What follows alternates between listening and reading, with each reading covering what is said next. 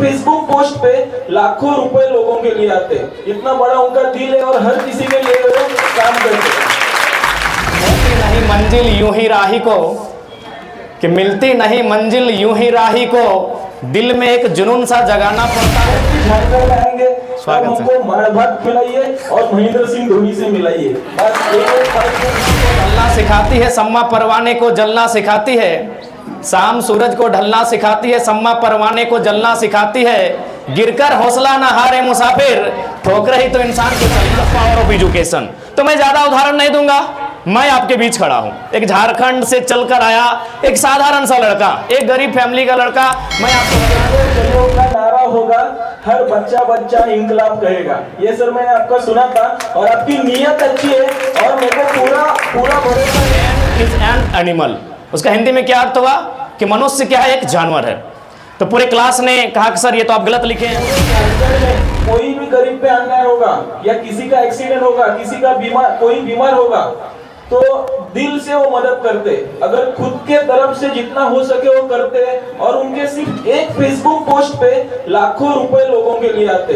इतना बड़ा उनका दिल है और हर किसी के लिए वो काम करते। और इनकी ये पूरे झारखंड में एक पूरा इंकलाब ऐसा हुआ है। सर जी का मेरा एक डायलॉग आपका मैंने सुना हूँ कि झारखंड के गलियों गलियों का नारा होगा, हर बच्चा बच्चा इंकलाब कहेगा। ये सर मैंने आपका सुना था और आपकी नीयत अच्छी है और मेरे को पूरा भरोसा है कि सर नीयत अगर अच्छी हो तो काम फतेह होता है और आपका जो ख्वाब है वो जरूर पूरा होगा। सिर्फ एक ही ख्वाहिश हमारी है, बराबर, कि मिलती नहीं मंजिल यूं ही राही को, कि मिलती नहीं मंजिल यूं ही राही को, दिल में एक जुनून सा जगाना पड़ता है। जब चिड़िया से पूछा कि घोंसला कैसे बनता है, कहा तिनका उठाना पड़ता है।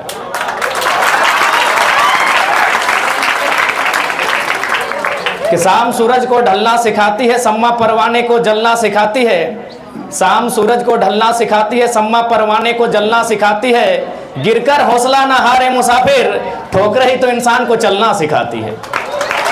तो आज सतारा की इस क्रांतिकारी पवित्र भूमि में, छत्रपति शिवाजी महाराज की कर्मभूमि जन्मभूमि में, जितने भी मेरे प्रवासी झारखंडी और साथ साथ मराठी मानुस, मेरे भाई बहन, स्टूडेंट, मौसी काकी, अभिभावक जितने भी आए हैं, सबको जय हिंद, जय महाराष्ट्र, जोहार झारखंड।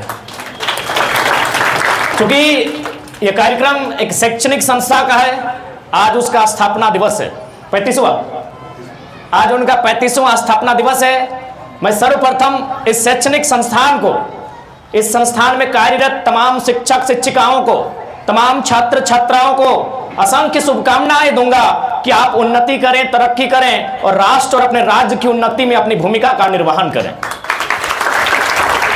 तो प्यारे बच्चों, सबसे पहले बात आती है कि एजुकेशन, कि हम पढ़ते क्यों हैं। मैं भी एक छात्र हूं, भले सर ने हमारा परिचय दिया, 2 साल से हम लोग झारखंड में आंदोलन कर रहे हैं, लेकिन अभी भी मैं एक छात्र हूं, मैं भी एक PhD का छात्र हूं। जैसे आप अभी 9-10 में होंगे, 9-10 में ना, 8-9-10 में, उसके बाद आप इंटर 12 में जाएंगे, फिर आप बैचलर डिग्री करेंगे, फिर मास्टर डिग्री करेंगे, फिर डॉक्टर डिग्री। यानी there are 3 types of degree. Bharat में जो एजुकेशन की डिग्रियां होती है वो 3 प्रकार की होती है, बैचलर डिग्री, मास्टर डिग्री और डॉक्टर डिग्री। मैं भी डॉक्टर डिग्री का भी छात्र हूं। तो मैं, जब हम लोग अपनी क्लास ले रहे थे, हमारे प्रोफेसर, तो उन्होंने एक लाइन लिखा था ब्लैक बोर्ड में, मैन इज एन एनिमल। उन्होंने ब्लैक बोर्ड में क्या लिखा था, मैन इज एन एनिमल। उसका हिंदी में क्या अर्थ हुआ कि मनुष्य क्या है, एक जानवर है। तो पूरे क्लास ने कहा कि सर ये तो आप गलत लिखे हैं। बोला नहीं, बहुत विवाद हुआ और फाइनली उन्होंने क्या ऐड किया पता है, सिर्फ एक ही वर्ड उन्होंने ऐड किया, man is a rational animal. Rational का मतलब होता है जिसमें समझ होता है, जिसमें विवेक होता है। यानी आपको इस बात को स्वीकारना होगा कि आज से 1000 साल पहले जाए, लाख साल पहले जाए, या मानव जाति के करोड़ों साल के इतिहास को उठा के लाए, कहीं ना कहीं हमारी उत्पत्ति भी एक पशुओं के समान हुई है। तो हम लोग भी एनिमल है, लेकिन फर्क क्या है, रेशनल एनिमल। रेशनल यानी विवेक, समझ। तो ये कब आता है, जब हम में शिक्षा होती है। जब हम ज्ञान अर्जन करते हैं तब हम रेशनल यानी एक विवेकी इंसान बनते हैं, यानी पशु से समझदार रेशनल एनिमल, अगर हमारी भाषा में और आपकी भाषा में कहा जाए। तो इसलिए शिक्षा का हर मनुष्य के जीवन में महत्व होता है। आप अगर पूछेंगे कि what is the power of education, तो मैं ज्यादा उदाहरण नहीं दूंगा। मैं आपके बीच खड़ा हूं, एक झारखंड से चलकर आया एक साधारण सा लड़का, एक गरीब फैमिली का लड़का। मैं आपको बता दूं, मेरा जो परिवार है, चूंकि जब झारखंड मूवमेंट, जिस प्रकार इंडिया का मूवमेंट हुआ था तो भारत के स्वतंत्रता सेनानी थे, तो हमारा झारखंड भी लड़ के लिया गया है, तो झारखंड के फ्रीडम फाइटर हैं, मूवमेंट के हीरो हैं। तो मेरे पिताजी भी उस मूवमेंट में रहे हैं। तो मेरी माँ को 3000 रुपए 3000 ओनली पेंशन मिलता है। यानी हमारे परिवार में कोई अगर हाईएस्ट कहीं से पैसा आता है तो मेरी माँ को झारखंड सरकार की ओर से मात्र 3000 रुपए आता है। यानी मैं भी एक साधारण परिवार, आप सोच नहीं सकते हैं मैं उतने साधारण परिवार का लड़का हूं, लेकिन आपके बीच प्रमुख पहुना के रूप में हो। यह पावर ऑफ एजुकेशन है। यहाँ जितने भी लोग हैं, सम्मानित लोग हैं, मैं सबको प्रणाम करता हूं। हमारे झारखंड में प्रणाम होता है, गोड़ लागो होता है, मैं सबको गोड़ लगता हूं। लेकिन सब आयु की अगर बात करें तो मैं सबसे छोटा हूं कि नहीं। जितने लोग आज चेयर में बैठे हैं सब सम्मानित लोग हैं। अपने जीवन के इन्होंने 50, 60, 70 बसंत देखा है, इन्होंने अपने जीवन के एक लंबा समय सफर तय किया है। लेकिन उसके बावजूद मगर अगर प्रमुख पाहुना यानी अंग्रेजी में चीफ गेस्ट, मुख्य अतिथि बना हो, तो इसलिए कि मैं दिखता अच्छा नहीं हूं, पहनता अच्छा नहीं हूं, पढ़ा लिखा हूं। मैं पढ़ा लिखा हूं, इसलिए आपके बीच में आज खड़ा हूं। तो इसलिए मैं आपसे विनम्र अपील करूंगा कि अगर दुनिया को बदलना है, समाज को बदलना है, अपने आप को बदलना है, तो आपको पढ़ना होगा और बेहतर इंसान अपने आप को समाज में बनाना होगा। और जिस उम्र में आप हैं, मोटा मोटी 13 साल 14 साल यही दिख रहा है, 12 साल 13 साल 14 साल, तो हमारे एक एजुकेशन की लाइन में कभी टीचर कहते हैं कि जो टीनेजर का उम्र होता है ना, वो सबसे बेहतरीन उम्र होता है। उस उम्र में आप अपने आप को बना सकते हैं या तो अपने आप को बिगाड़ सकते हैं। टीनेजर समझते हैं ना आप, 13 to 19, अंग्रेजी में अगर आप 1-2 से गिनेंगे उम्र को इंसान की, तो टीनेजर 13, 14, 15, 16, 17, 18, 19, यानी 7, ये 13 से लेके जो 19 की उम्र होती है उसे हम टीनेजर कहते हैं। यानी इस उम्र के जो स्टूडेंट होते हैं उनमें एक विशेष प्रतिभा होती है। आप उसी उम्र में हो, आप चाहो तो अपने आप को बहुत बेहतर बना सकते हो और ना चाहो तो बहुत बेकार भी कर सकते हो। इसलिए आपको तय करना है कि आप अपने लिए क्या चाहते हो। क्योंकि आप जिस उम्र में है, मैं एक छोटी सी घटना सुनाता हूं। जिस प्रकार छत्रपति शिवाजी महाराज का नाम आता है, ठीक उसी प्रकार फ्रांस में नेपोलियन बोनापार्ट का नाम आता है। फ्रांस है ना, हाँ, फ्रांस के सेनापति कहे जाते हैं नेपोलियन बोनापार्ट। बचपन की उन्हें एक घटना घटी थी। उनकी मां उन्हें लेकर एक ज्योतिष के पास गई। ज्योतिष आप समझते हैं जैसे कोई पंडित होता है, सभी धर्मों में अपनी अपनी मान्यताएं हैं, जो हाथ की रेखाओं को देखता है, जो भविष्यवाणी करता है इंसान की हाथों को देखने के बाद। तो नेपोलियन बोनापार्ट की मां उन्हें लेकर एक ज्योतिष के पास गई थी और ज्योतिष ने जब उनके हाथ को देखा तो कहा कि आपका जो पुत्र है जब ये बड़ा होगा तो इसका जीवन बहुत दुख में कटेगा। तो नेपोलियन बोनापार्ट बहुत कम उम्र में, आपकी उम्र में थे, टीनेजर में थे। बोला कि आप ज्योतिष महोदय, आप ऐसा क्यों बोल रहे हैं कि जो मेरा जो जीवन है वो बहुत दुख में कटेगा? बोला तुम्हारे हाथ की जो लकीरें हैं ना, वो लकीरें ऐसा कह रही, मैं नहीं कह रहा हूं। उस पंडित ने, उस ज्योतिष ने क्या कहा कि तुम्हारे हाथ की जो लकीरें हैं वो लकीरें कह रही कि तुम्हारा जीवन खराब होगा, मैं ऐसा नहीं कह रहा हूं। नेपोलियन बोनापार्ट ने जरा भी समय नहीं गंवाया, क्योंकि उनका बचपन से ख्वाहिश था कि मैं बड़ा होकर एक सैनिक बनूं। बचपन से अपनी वो कमर में एक छोटा सा चाकू छुरी, आप क्या बोलते हैं, समझते हैं, चाकू छुरी लेकर चलते थे। नेपोलियन बोनापार्ट ने उस छुरी को, चाकू को निकाला, उस ज्योतिष के सामने अपने इन हाथों पे रखा जहां लकीरें हैं, और एक बार ऊपर से, दूसरा राउंड नीचे से।